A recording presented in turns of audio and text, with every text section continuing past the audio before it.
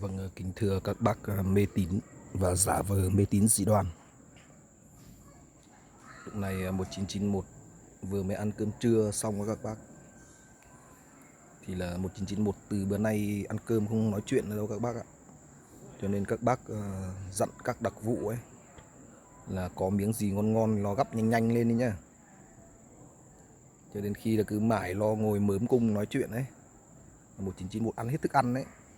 Đến khi rồi cứ đến khi rồi buổi chiều là cứ phải đưa hoa quả ra mà dậm ăn này ăn nọ nó mệt đấy. Các bạn nhớ các bác nhá, dặn các đặc vụ như vậy nhá.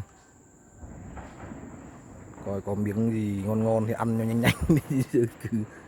cứ toàn là ngồi nói chuyện phím làm gì cho mất công. Giờ thằng Toàn này không có nói chuyện nữa đâu, cứ ngồi ăn kìa.